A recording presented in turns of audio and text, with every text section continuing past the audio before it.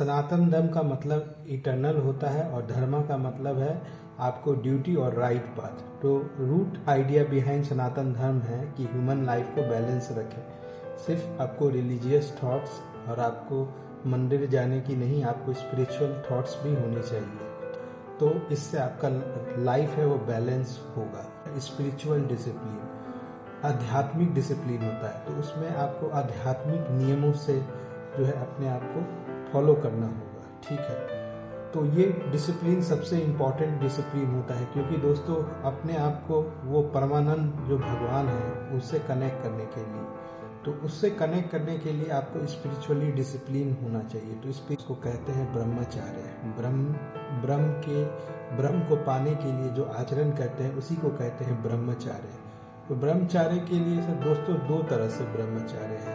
एक तो आप योगिक क्रिया योगिक आसन से अपने आप को ब्रह्मचार्य साधन करें। दूसरा खाने पीने से, फिर उसके बाद अपने आप को एक हैबिट जो होता है अपना लाइफ स्टाइल को चेंज करें। जो ब्रह्मचारी लोग जैसे रहते हैं उनके संग में रहें। ठीक है, जो ब्रह्मचारी हैं अखंड ब्रह्मचारी, एक ब्रह्मचारी होते हैं 1 साल 2 साल के ब्रह्मचारी होते हैं और एक अखंड ब्रह्मचारी होते हैं जो पूरे जीवन तक ब्रह्मचार्य का उन्होंने फॉलो किया।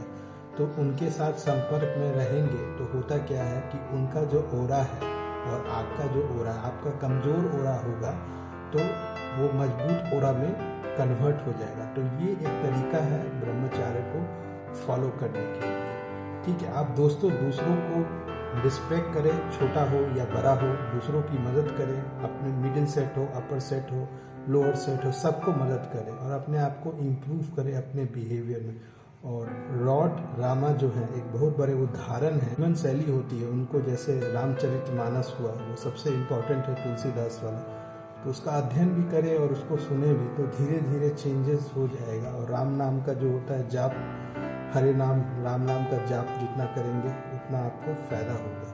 तो ये सब तरीका है जिससे, और कुछ समय प्रेयर्स के लिए, ध्यान के लिए, मन चैंटिंग के लिए, कुछ रिलीजियस पार्ट निकालने के लिए आप पढ़ें। इसको ये ना सोचे कि इससे कुछ रिजल्ट नहीं होता है, रिजल्ट होता है।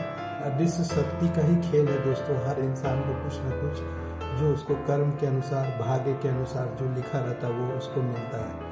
इंसान को लगता है कि मैं कर रहा हूँ, लेकिन वास्तव में वो नहीं कर रहा है, वो एनर्जी जो है उससे करवा रही है। तो एनर्जी को धन्यवाद देना। आप मेडिटेशन करें, आप छोटे मोटे आप गृहस्थी में रह करके भी आप 5-10 मिनट का ध्यान लगा सकते हैं। तो इससे है कि आपको सक्सेस हो या फेलर हो, इस सब चीज़ से, सुख या दुख हो, चक्र से आप ऊपर उठ जाइएगा।